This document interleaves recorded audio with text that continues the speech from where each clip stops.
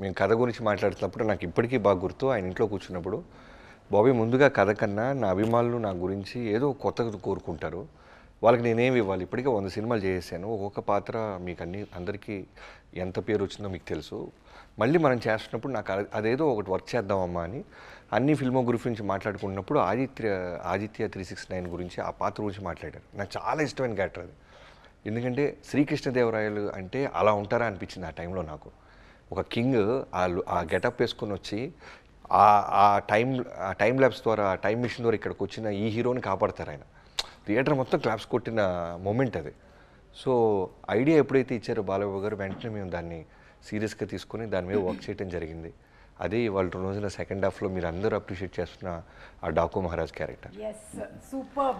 And Nandamuri Balakrishna గారు already pre release ఈవెంట్లో కూడా చెప్పారు, ఇది నాకు సెకండ్ ఇన్నింగ్ స్టార్ట్ అవుతుంది ఇక్కడి నుంచి, అఖండ 2 నుంచి, అండ్ ఇప్పటి వరకు నాలో ఉండేటువంటి కాన్ఫిడెన్స్ ఏంటి అంటే అది నేనే అని చెప్పారు. ఒక్కసారి ఇన్ని సినిమాలు చేస్తూ ఉన్నారు కదా బాలకృష్ణ గారు మీరు, సో మిమ్మల్ని మీరు ఎప్పుడైనా పరిశీలన చేసినప్పుడు మీకు ఏమనిపిస్తూ ఉంటుంది? What is that? ఇప్పుడు చాలామంది అడుగుతారండి, మీరు ఎవరిని ప్రేమిస్తారు అంటే, జనరల్గా ఎవరిని ఆరాధిస్తారు? ఎవరిని ఆరాధిస్తాం? దేవుడిని ఆరాధిస్తాం. తర్వాత ఎవరిని ఆరాధిస్తారంటే నా తల్లిదండ్రులు, నాకు జన్మనిచ్చిన తల్లిదండ్రులు. తల్లి నా గాయత్ర పరమంత నమాతు పరదేవత నా హరే పరతాస్త్రాత నానృతాత్ పాతకం పరం అంటాం. అలాగే పితృప్రార్థన, ఈ సగం దేహాన్ని మనకిచ్చింది. అంటే గురువుల దగ్గర నుంచి ఏదైనా అభ్యసించడానికి కానీ, తెలుసుకోవడానికి కానీ, మనల్ని మనము డిస్కవర్ చేసుకోవడానికి కానీ ఈ దేహాన్ని ఇచ్చింది తండ్రి. అంటే యస్మత్ పార్థివ దేహ ప్రాతురూపతిన భక్తి గురుణ సంతుర్ మాంసి సహస్రం తస్మై సర్వజ్ఞ మూర్తి పిత్రే అంటాం. సో వాగ్రతావి సంపర్తో రెండు కలిపి కట్టె కొట్టి తెచ్చే వాగ్రతావి సంపర్తో వాగ్రత బతిపతే జగతో పిత్ర వందే పార్థివ పరమేశ్వరం. సో ఆ దేవుణ్ణి ఆరాధించాక, ఆ తల్లిదండ్రులను ఆరాధించాక నేను ఎక్కువగా ప్రేమించేది అంటే నన్ను. ఎందుకంటే ప్రతిదీ వేసే ప్రతి అడుగు కూడా అంటే నాకు ఎలా ఉంటుందంటే, నా మాట సూటిగా ఉంటుంది, నా బాట ముక్కు సూటిగా ఉంటుంది, అలాగే నా వీక్షణం తీక్షణంగా దర్శనమిస్తుంది, అలాగే నా తీరు గాంభీర్యంగా వెలుగుతూ ఉంటుంది, అలాగే నా ఆత్మాభిమానమే మన చిరునామా అయినప్పుడు మరి ఆత్మవిశ్వాసమే నా నిలువెత్తు రూపం అంట నేను. అంటే నా రికార్డులన్నీ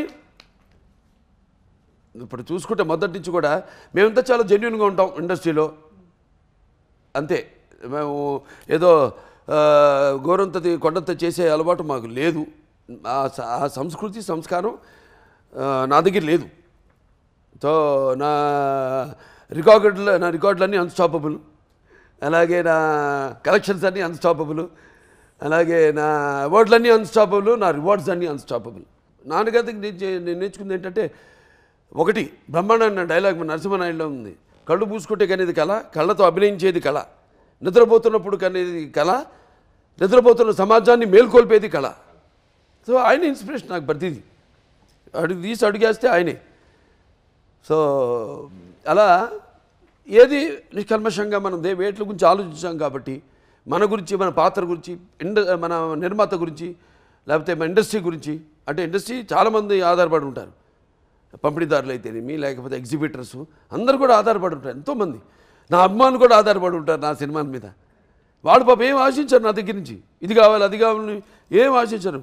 అసలు ఏ రుణానుబంధం ఏ అనిపిస్తుంది, ఏ జన్మ అనుబంధం, ఏ రుణానుబంధమో, ఏ విడదీయలేని అనుబంధమో కదా నాకు అనిపిస్తుంటుంది. ఏదో భావస్థరాణి జన్మాంతర సహృదాణి అని అంటూ, భావస్థరాణి జన్మాంతర సహృదాణి, ఏదో పోయిన జన్మలో ఒక 10 మందితో పరిచయం ఉంటే ఈ జన్మలో ఒకటిద్దరిని మనం తిరిగి పొందగలుగుతాం ఆ వాసన. కానీ ఇన్ని వేల లక్షల కోట్ల మంది అభిమానులు పొందడం అంటే, అంతకంటే ఆస్తి నేను ఇంకొకటి వేరేది లేదనుకుంటా, అంతకంటే విలువైన ఆస్తి. ఎందుకంటే వాడు కూడా అంతే, ఎంతో డెడికేటెడ్ నాకు. వాళ్ళు అంటే అది వెలగట్టలేనిది, వాడు ఎప్పుడు దేనికి ఎటువంటి ప్రలోభాలకి లొంగని వారు, అలాగే ఏ డబ్బుకి అమ్ముడు పోని వాడు నా అభిమానులు. Super sir, super. అందుకనే బాలకృష్ణ గారి ఎనర్జీ, బాలకృష్ణ గారి ఆరా ఇర్రీప్లేసబుల్ అంటాం మేమందరము. ఇట్ ఈస్ రియలీ ఇర్రీప్లేసబుల్ అండి.